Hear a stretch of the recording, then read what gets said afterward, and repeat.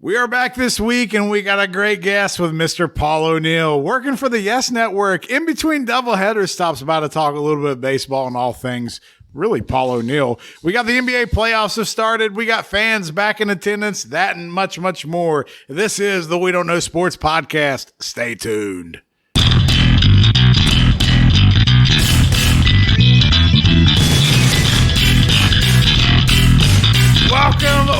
Welcome back once again to the We Don't Know Sports podcast. This is Chad and the Mark with my boys, Mr. Brown and Biggie.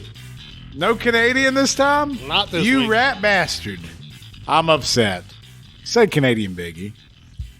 Canadian Biggie is hot. It's humid here. It has been nice. You know what? If I wouldn't have came down here earlier and helped do like trim work and things I could have been swimming all day, you know? Make friends with the neighbor, or are you going to the old man's? Oh, I'm just going to the old man's. The neighbors, they're old and they got saggy skin. I'm just not down with that. Is there a star on their front porch? There's plenty of that at the old man's as well. I'm just saying. There is, but at least he's family. Yeah, and you know, he's not afraid to have a few adult libations while we, you know, swim and recreate or whatnot. Who doesn't? Mr. Brown, you on vacation this week? Yeah, I guess you could call it. I haven't been to work. Let's put it that way. Were you fired? I ain't that lucky.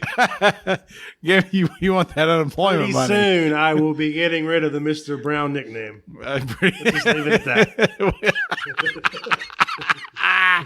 What are your plans all week? Like, are you working at all this week? No, man.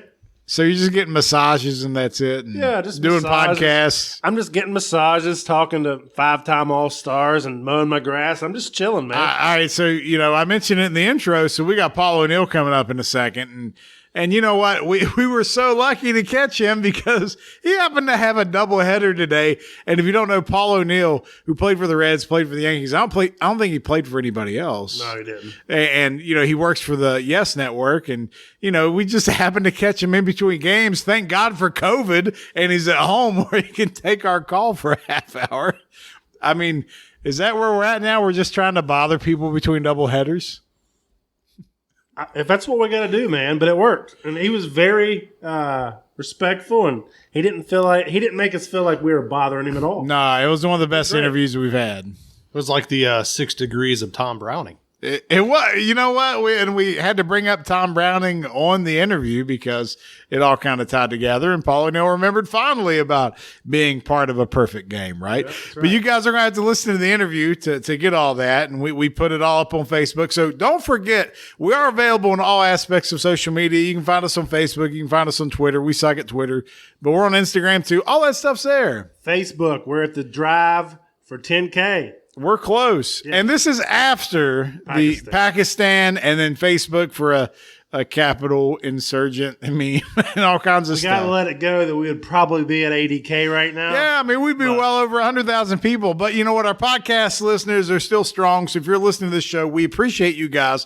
And if this is the first time you found it, make sure you subscribe. Make sure you catch every episode. And if you don't like it, just shut up and don't tell anybody how much we suck. But if you do like it, tell all your friends, tell your family, tell your firstborn, tell whoever, and make sure they're subscribing as well because we got good content every week, man. It's all sports. I got a feeling we're going to have a huge bump from Cincinnati and Yankees fans. We just might. I mean, Paul O'Neill was a fun conversation.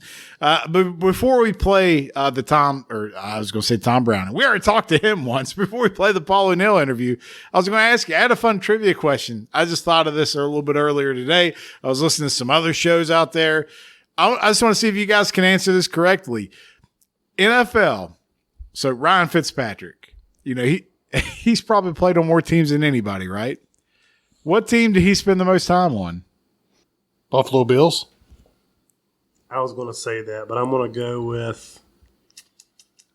Ooh. There's no wrong answers except for the ones that are actually wrong. Did he play for the Titans? He played for the Rams, Buffalo, Tennessee, Houston, Tennessee. The Jets, Tampa Bay, and Miami. I'm going Tennessee. He only played Tennessee 1 year, but Buffalo was 4 years. That is the winner. So good job, Biggie. You win. Anyway, I thought that was great that, he's just, probably used to changing teams more than anybody else. But Paul O'Neill's not used to changing teams. He's only been on 2, and he got traded when that happened, so it wasn't even by choice. But anyway, we want you guys to enjoy the interview. Mr. Paul O'Neill, 5-time All-Star and member of the Yes Broadcast Network, joins us now. Here is Paul O'Neill, taking time out of a doubleheader to talk to us about a little things here and there. Ladies and gentlemen, joining us now, we've actually had a run of a lot of baseball talent here lately, and I don't know if I want to say this guy's a baseball talent. He might be better in the booth now on the mic. I don't know. Depends on your perspective, but we got a couple interesting questions to ask him because he might be witness of something that no other man has witnessed before. So either way, we're bringing longtime MLB great. I think he's a five-time All-Star. That's right. All right, yeah. So Paul O'Neill joins the show. Paul, how you doing, sir? I'm doing well. How you guys doing? Doing great. Man, we're doing all right. It's a little humid, it finally feels like summertime a little bit. So hopefully, you're staying cool wherever you're at. But man, we appreciate you giving us a short amount of time today because we know it's baseball season. And even though you're not playing anymore, remind everybody what keeps you so busy right now. Well, I work with the Yes Broadcasting System, which is the Yankee network, and I do their color. I do most of the games. It's a really weird time in life. Everybody knows that. So at this point, still doing it virtually with the people in the stadium. So, calling a game from home at the end of the day, when you walk downstairs is great, but not feeling the fans and feeling emotion in the game, it's been very weird. Yeah, I'd say so. I mean, is there a timeline when you're going to be able to head back to Yankee Stadium, or is it just up in the air still? Well, it's up in the air, but I think there is a timeline of the All-Star break. I think they want the talent to be back in the stadium. They continue to add more people in. It is getting much more normal with fans in the stadium, full spring training. I mean, it feels like baseball season is here again. So, I would expect by the All-Star break that everybody will be back in the stadium. I would take your time because they just opened up all the fans back to these NBA playoff games. And in New York specifically, they got a little boisterous there with the opposing team. Now, the good thing is when you're home, you ain't got to worry about that, but maybe let them calm down there for a few weeks and then go back. You know what? It was fun. I did watch a little of Knicks last night, and just to see the fans in the stands again, it feels like real sports, and that's neat. And I just called some games down in Texas where they had 100% occupancy of the stands too. So I don't know that the fans realize how much the players feed off the excitement of the fans and the people being there. When you dream about playing Major League Baseball in these big stadiums, you dream about playing in front of fans. You don't dream about just walking in and playing in an empty stadium. So it feels much more normal, much more natural with people in the stands, kids in the stands. That's what makes baseball baseball. So let's keep with one last question about the broadcast booth. You as a player, now you're in the broadcast booth. Was it an easy transition for you? And if not, what was something you may have struggled with initially? Well, I mean, when you're a baseball player, sure, you can look out in the field and explain certain plays, but, for a while, you don't know where to look. You don't know what camera's on. You don't know what's going on. But I would say the first 2 or 3 years was very strange for me because basically you still feel like you can still go out and do the things that are necessary to play a baseball game. And now you're so far away from the game. I mean, my last game was Game 7 of the 2001 World Series. So you're so far away from the game that you're almost watching it from a fan's perspective. You're explaining what's going on and things like that. But it's much more enjoyable in the booth now than immediately after the game. Because right when you get out of the game, you're like, did I make a mistake? Should I still be out on the field? I play with these guys, yeah. Yeah. Hey, so one question I thought this was nuts. So you're the only player in Major League history that's been involved in 3 perfect games. You had Browning in '88. We actually had him on our show last year. And you had, I believe it was Boomer in '98, and then David Cone in '99. Right. Yeah, that a lot of people bring that up, and to me, the only thing it means is I was on good teams with good pitching. I mean, unless you make the diving play. To save the perfect game. But I was fortunate enough to make a play in David Cone's game. And I was fortunate enough in David Wells' perfect game to catch the last out. Tom Browning in Cincinnati. But it is a weird thing.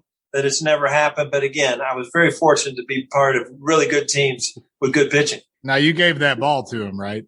It's funny. I came in with the ball with Boomer, and I said, I threw that ball in the stands, and he grabbed me. I'm like, I'm just kidding. Oh, wow.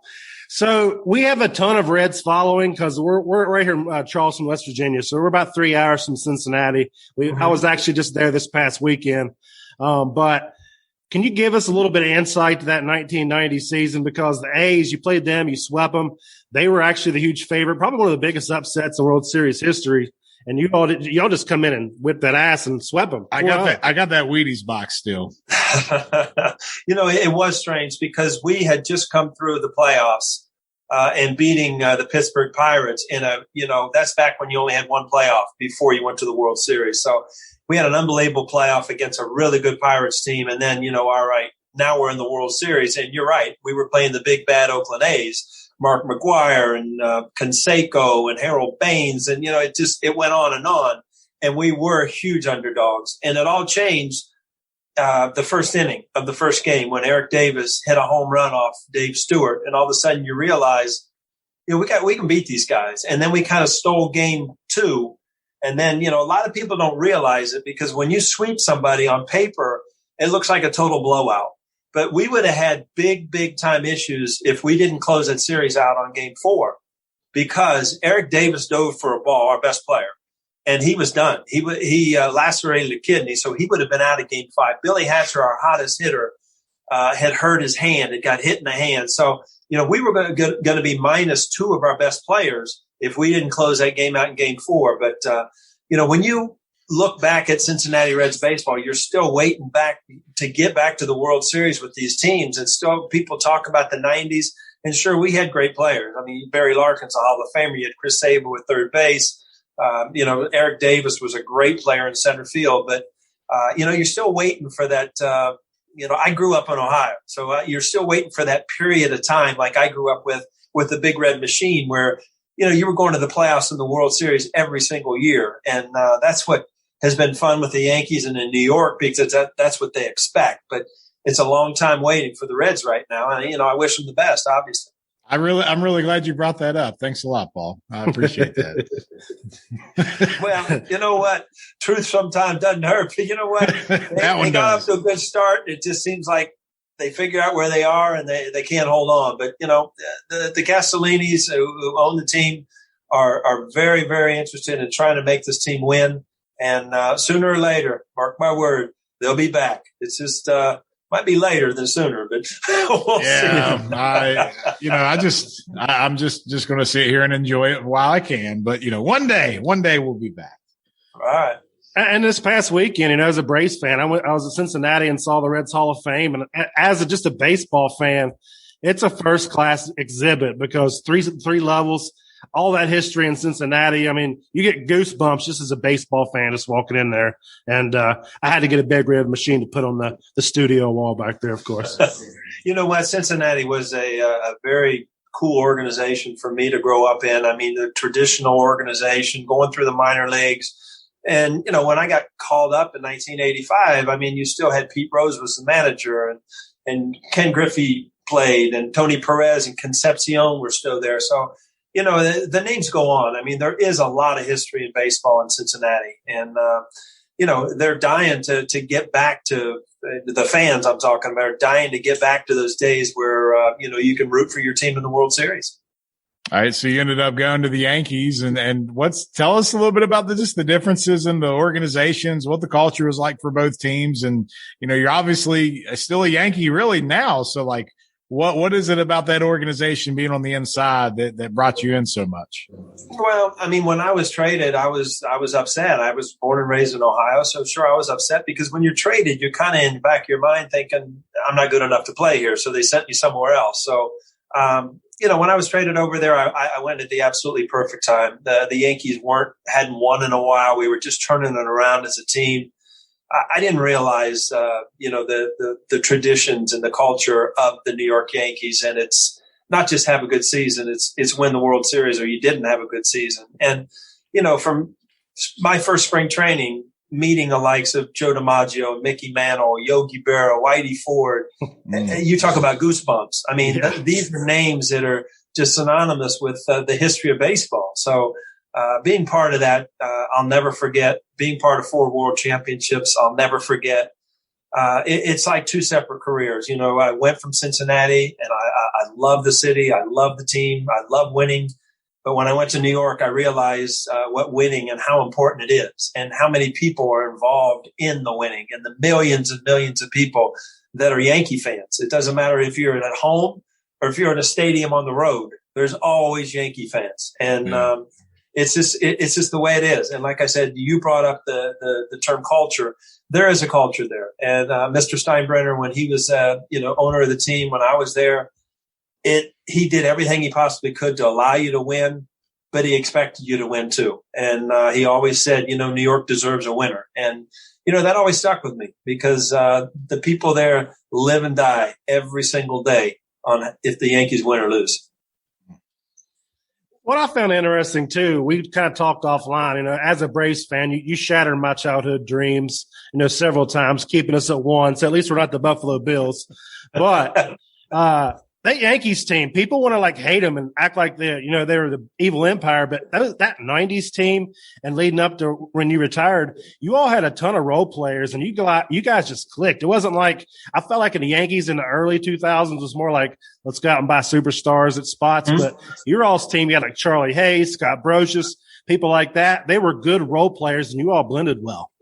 Yeah, I mean, that camaraderie and that teams, when I look back, it meant so much. And, you look at some of the stars that we had. You look at Derek Jeter, you look at Mariano Rivera, Andy Pettitte, Jorge Posada. None of those were free agents. Those were all part of the Yankee organization. I mean, they went out and signed some free agents, and it seemed like there for a while, everybody they brought in was a perfect fit. But I tell you what, and Mr. Steinbrenner paid extra money to keep that team together. And that was another thing that I really appreciated. You've seen it over the years in other sports where teams will win and then they disassemble the team and it's gone. But he kept those teams together year after year and gave us a chance to win. And, as you're going through it and you're winning, we won 4 out of 5 years. You almost take it for granted that this is what. But now when you look back, you understand how special that time was. So as you moved into broadcasting, is there anybody that you modeled your kind of game after now? Like, is there anybody that you studied film on and tried to get your chops ready to emulate that? Or did you just kind of come up with your own process? Really. I think you try to be who you are. I'm not the guy that takes notes and numbers and analytics and all this stuff in the stadium. I mean, baseball to me is something to be enjoyed. And if I can give some thoughts on, what's going through a player's mind or something, great. But, I don't even keep a scorebook, and they always give me a lot of grief about that. I watch the game. I try to remember what happens. But, when I look back at being a child, I mean, it was all about, Keith Jackson and Kurt Gowdy and, Jim Cott. And, those were the guys that you would listen on TV. So I guess those are the guys you kind of emulate.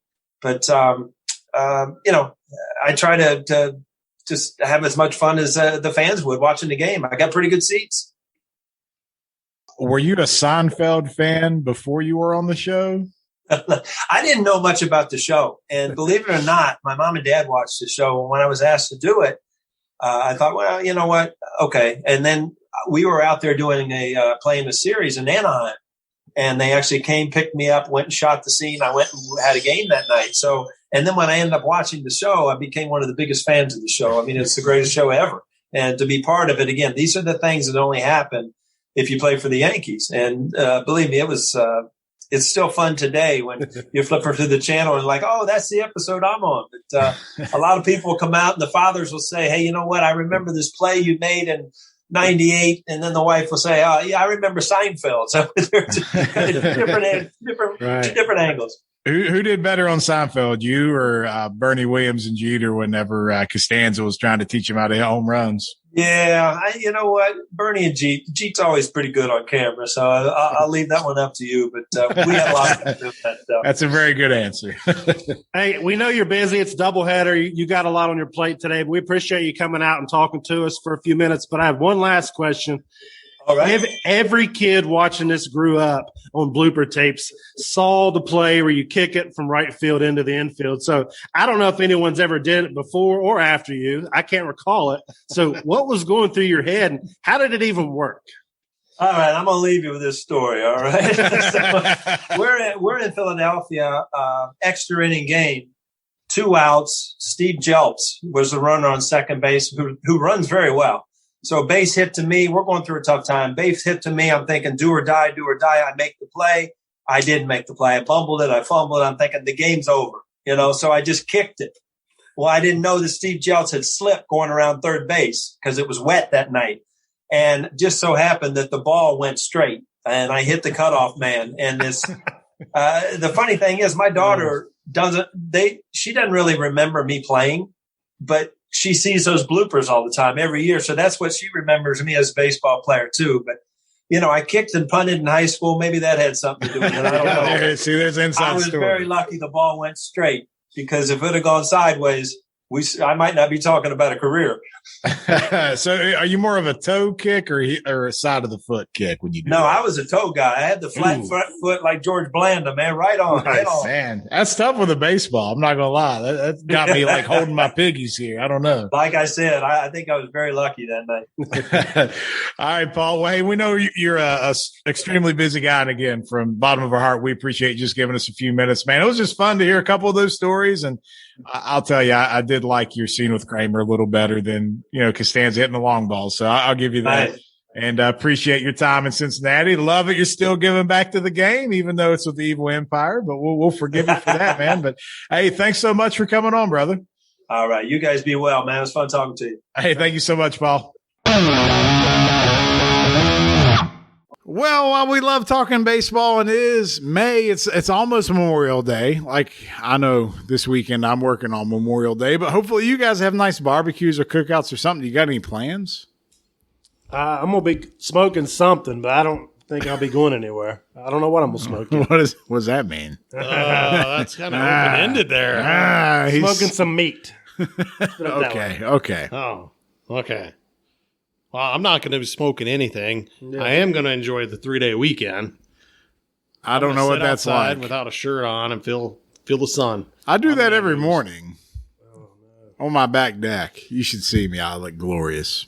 See, when it's a holiday weekend, I'm like, enjoy, cookout, that sort of thing. Chad's like, oh, cool, I get to work. Yeah, I get to work extra hours. In fact, extended hours. While you guys get a day off, I work even more than ever. It's no, it's not. It's not fantastic. I'm just going to quit talking. Anyway, the NBA playoffs have started. And we're watching a game right now, and it looks like the Bucks are just going to roll over the Heat. Everybody remembers the Heat in the bubble doing a little damage last year. I don't think that's happening this year. I mean, the defending Eastern Conference champion Heat is going to go down 3-0.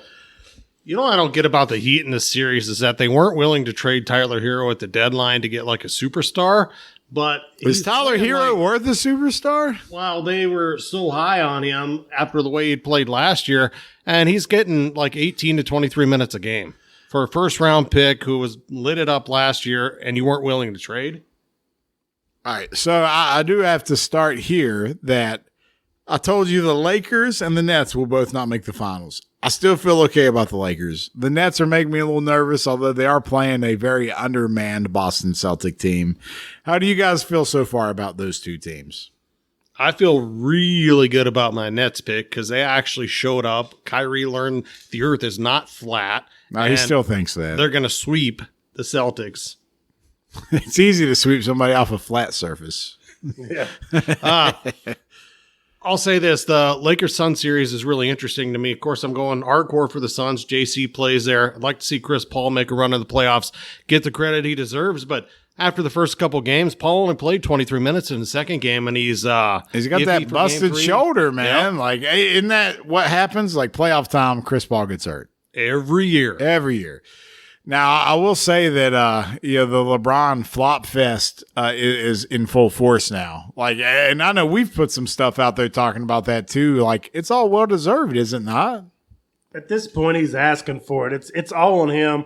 I like the post Biggie put out there today I believe it was Biggie. Somebody hit him with a piece of popcorn, and he just flopped straight to the ground like a fish. But We'll talk about the popcorn. everything that he does, like he's got a bullseye because of how vocal he is, and he just, I don't know, the arrogance, I guess, is, it rubs people the wrong way. I know. And people are like firing back at us about like, well, Jordan flopped too. And like they'll find like 5 times over a 15-year career where he did it. But like with LeBron, it's all the time now. 5 times in a series. Yeah. Well, it's not only once that. a game. It was against the Pistons, a lot of it. So they were those aren't literally flops. trying to murder you. Yeah, we'll just find the picture where Jordan's laying on the ground crying because somebody gave him a JBL clothesline from hell.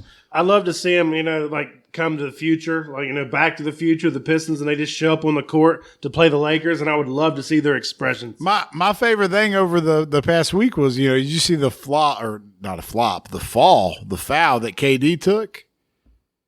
Yeah, that was interesting. He hit the ground hard. I mean, he hit it real hard, and everybody gives KD a hard time about being this certain type of player, and he got up a lot quicker than LeBron has. I like the meme I saw about how long LeBron was on the ground with an eye poke, as opposed to Pilar, who took a fastball to the nose. The face. And he had reconstructive plastic surgery. But I'm not laying on the ground that long because I'm a man. I'm a 40. What happened? By the way, we all know this already, but there's a hockey player whose name I cannot remember right now. It's probably Russian. Who took a puck to the leg, broke his fibula, and he never went to the ground. You can break your fibula from a puck shot? Those things will come 100 miles an hour. Good God. No wonder I don't watch hockey. It's just fear. Who do you play for? One of the playoff teams. Okay. I did watch like 15 minutes of the Vegas and whoever they were playing. I was following the Pins. That's kind of the guys I like, Crosby, Malkin. That's only because of Bonehammer. You're just following his influence. Yeah, pretty much. But they're out of the playoffs now, so I don't know what to do. All right, so let's talk about playoffs. We were talking NBA. And Mr. Brown, you and I, or at least the three of us, we were probably texting a little bit over the weekend how nice it was to see fans back in MSG. I was thinking about that today, and it's amazing. The Mecca of basketball. There's nothing like Madison Square Garden. And not only that, like, let's just be real about it. We have a hard time talking NBA, but if they could just fast forward straight to the playoffs, it's a whole nother dynamic, and the intensity has went up. Like, this Knicks and Hawks series is going to be one of the best first-round series, in my opinion. It's fun, man. I'm watching it. But you got D-Rose and Trae Young just jawing. Yeah. And Trae Young's jawing with everybody. right. But, like, now you got Thibs and D-Rose coming to the Knicks. They're both kind of reinventing themselves, giving them the toughness they need to add to what Randall's doing. And Knicks fans love that toughness. I love Julius Randle, by the way. Right. I mean, like, how can you not? I mean, it's crazy. Like, but this toughness they're giving them, it's going to be fun to watch. And the fans, so having the fans back. So you were texting the other day. It's like, man, I got chills just watching this, right? Because there was fans back, and we haven't watched a basketball game, be it college or NBA, where you had a packed house, let alone MSG, New York playoffs. And it's out of control. And Trae Young and the fans, that is a battle I would pay money to see. It's been phenomenal so far. I feel like I'm back in high school. I've got Spike Lee on the sidelines going nuts with the opposing team's best player. I didn't see Reggie Miller throwing up the choke sign or something. But, did you see, I don't know if I sent it to both of y'all. I think I sent it to you. They handed out flyers for everybody to chant, Trae Young is balding. I did not see that. It is true. It's damn true. He is. But I don't know, with that hair, man, you can't just shave it. It's going to look too awkward. Canadian Biggie knows how to spot balding. He knows the sign. He does. He's known balding for at least a decade. It's the gospel. He's got about 28 months left before he can't cover that bald spot anymore. Do you do anything to maintain this bald head that you have, or is it just the way it is now? I wish it would all just finish falling out. I have to shave. All right, how often do you shave this thing? Every morning. Oh, wow. Really? That's dedication. Otherwise, I get lazy and I look like Krusty the freaking clown. You should grow it out for Halloween. You should.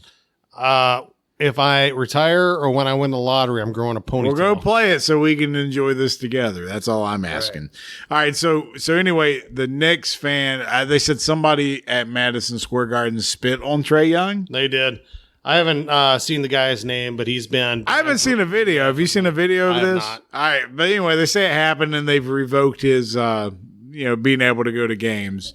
And then you got something else you on think that? of Russell Westbrook. Yeah, right? that's where I was going That's next. where you were going to go. I'll just say this before you go on. So let's say what Russ- happened first. Just say what happened first, right? So if you didn't see it, Russ gets hurt and he's going to the locker room and they throw popcorn on his ass, Yep. right? And this is in Philly. No surprise, it's Philly.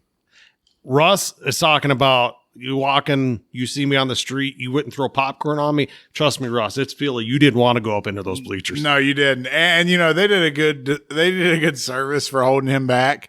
I don't know the fan, but it's not about He is kind of like a crazy nut job. but it's not about the one fan. It's about all of them. Yep. You're not at home, brother. Don't jump into the Malice at Palace. That happened in Detroit, but that was well after the bad boy days. Yep. You don't do that in Philly. Yeah. There's certain places you just let it go. Those are the same people who are throwing car batteries on the field at Michael Irvin, right? Yeah. Chatting when he broke his neck. They booed Santa. So I get, look, you shouldn't throw stuff at players and all that kind of stuff, but, isn't it fun just to be talking about fans and how they interact? And the thing is, I don't think the players are used to it now. They've gone through this whole year, and now they have fans heckling them. And Trae Young's great in game one, tells them to shut up. In game two, they just are relentless, and they just get on him. He's probably happy to go back to Atlanta, but guess what? There's probably as many Knicks fans in Atlanta as there are Hawk fans. I just have one other question for you guys while we're still talking playoffs. The Clippers absolutely tanked to get into a first-round matchup with the Mavs. They're still tanking. They don't know how to not tank. Luka is smacking that ass, man. Have you heard, because some of the games haven't had a lot of fans, right? Have you heard Luka's trash talk? About Beverly. Oh, yeah. He's too small. He can't guard me. It's fantastic. I feel like Larry Bird's out there. This is great, man. I need more of this. That's the only bright side about not having fans is you get to hear some of that. I saw this meme that I really liked. Luka rocks a great Clips haircut. He wears a left tackle's number, and he just smokes your ass every night. You know what? I can't even get Great Clips memes because we live in West Virginia and we don't even have effing Great Clips. I don't have hair. Maybe that's why. There's a sports Clips in Barbersville. That's all we got. Everything else, you're going to Walmart to get your hair cut. I'm not trying to crap on where we live. It's just a reality. We don't have Great Clips. Do we? I don't care because I'm going to give a shout out. I go to Cobb's MF and Barbershop. Cobb's? I go to Bob's Barbershop. There you go. Bob and Cobb. Check them out. You probably can't find them on Facebook. I did get my summertime haircut. What do you think, guys? I went a little short. Nice. Got rid of some of that lettuce. Yeah. It's hot outside. It gets tough. I just need something a little less micromanaging. I'm going to trim the beard down because it's burning me out. I went to a 3. That's where I'm at. I wouldn't go. I mean, what do you feel like doing? You want to go a 3 or you want to go 4 or you want to go smaller? I don't know yet. Dude, once they do it, they do it. No, I'm going to do it myself. Oh, you're under yourself? You know what I mean? When you go to the barber, you don't ask them to go ahead and give you a little. I'll do it myself. It's no fun. If I still had hair, which meant I was. When's the last time you've been to a barber? Do you even know what they are? Like 2003 or 4. He takes his sons to him. Come on. I don't go He inside. drops them off at the It's door. depressing. He stands there and he's like, yeah, you cut that He's hair. breathing on the glass, fogging it up, going, I give him money and send him inside. I just look through the window. I miss this. At least it's cheap, right? Yeah. Cut your own hair. I take my kids to Cobb's. He's Where's- quick, he's cheap, and he's an all-American guy. Do you want to go to a cheap barber, though? Is that like how you, I don't know. He does a great job. All right, as long as he does a good job. I just wouldn't say my first way to describe a barber is he's cheap. Anyway, all right, anything changed about, you guys still think Lakers, Nets? Is that it? Nets, and I already said last week, I think the Suns are going to beat the Lakers. I'm with you. I just wish our boy Javon Carter would get some playing time, especially with CP3 with the busted shoulder there. His time's coming. He's just got to be ready for it. All right. Playoff moment.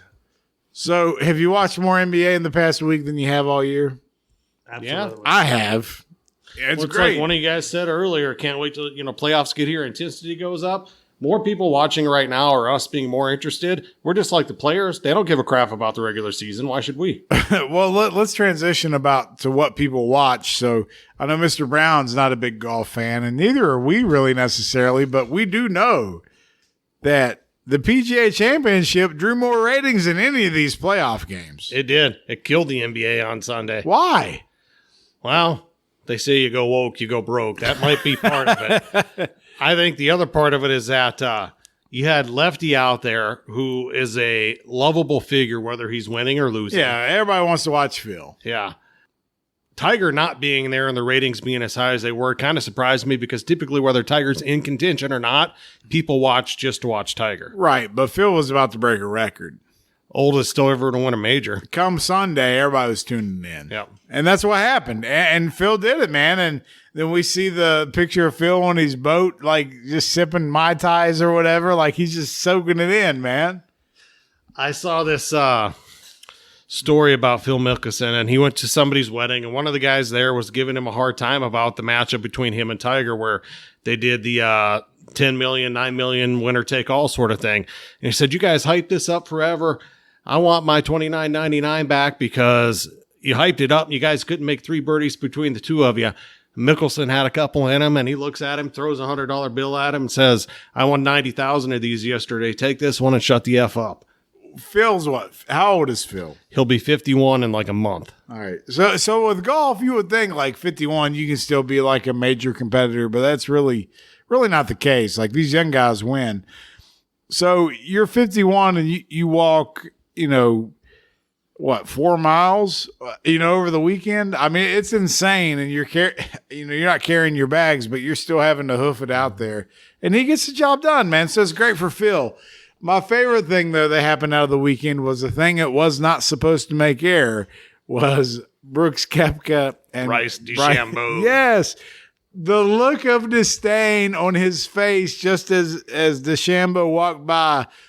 You can try to predict whether or not people really don't get along. I can look at Brooks Koepka's face and know that he does not care 1 ounce for DeChambeau.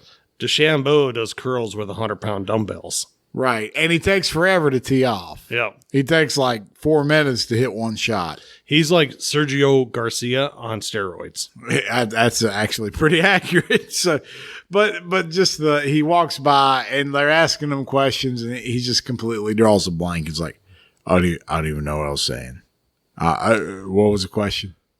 I will say this, that 18th when they were coming down, I know Koepka was bitching about people being out on the 18th, and he got bumped a couple times. To me, that was great. That whole scene, fans finally back out watching. Well, they asked that first of all. The picture when Phil won of the fans, it was alarming actually. Just to look at it, it was insane. But Phil was like, they asked him about it, how he felt. He said, "I was a little nervous because there's so many people out." But it's golf fans. It's not. They're not going to throw popcorn on you, Phil. It'll be okay. Worst thing that's going to happen, somebody's going to pat you on the back or the shoulder too hard. I would hope so. At least at the PGA Championship. Now, if you're playing at the Odor Eaters, Open in Tulsa, who knows what happens? Sorry, Tulsa. I'm not trying to throw any disrespect. I mean, this isn't tennis. There's no Monica Seles out there. Easy now. Digging way into wow, you're really digging into the bad stories there with Monica Seles. All right, so we watched some golf. We had some good stuff there. The NBA playoffs are going on. It's a good time. So it's almost June. It's Memorial Day, baseball season.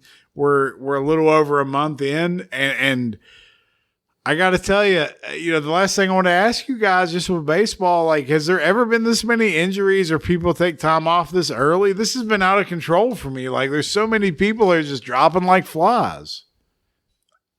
I don't know if it's more. I mean, I haven't really kept up with that as far as that. But, I mean, maybe it's the condensed season last year.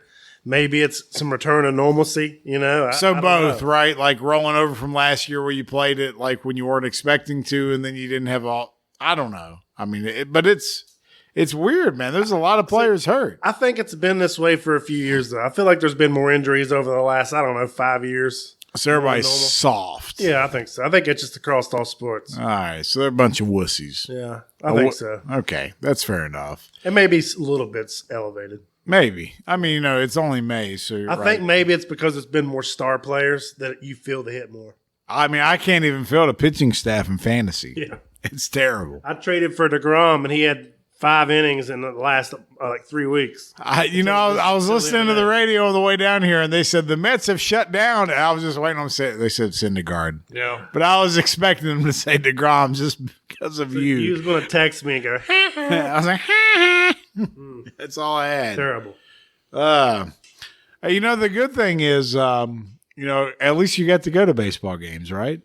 Yeah, I'm taking pride in being a bigger Reds fan than you are. I mean, I'm a little jelly, I ain't gonna lie, but when I only get like a day off here or there, I can't really make it.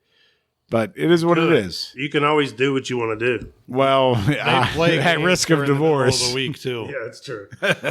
They do play in the middle of the week. It's hard to get the wife to want to drive 3 hours to a baseball game when it's, 85, 90 degrees outside and we can drive 10 minutes and go swimming all day.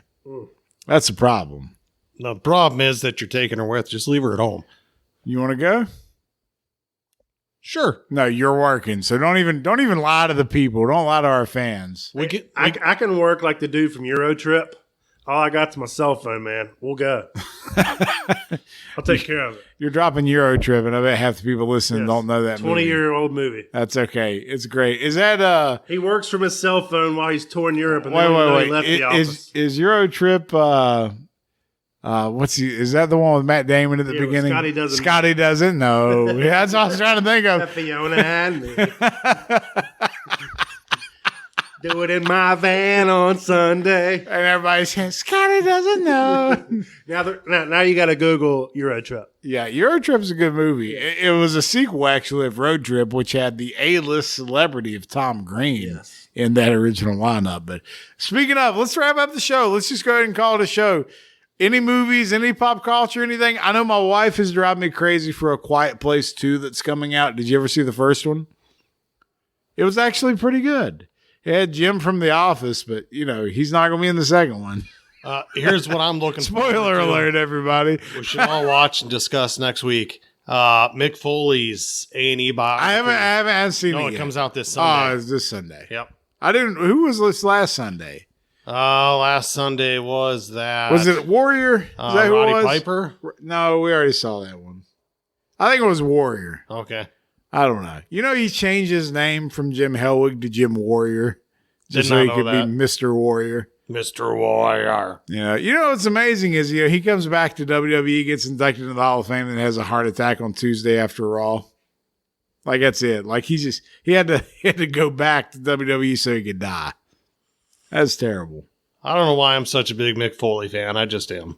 Because he's a fat guy that did not go to the gym, but yet he could do all the things you wish you could do. Yeah.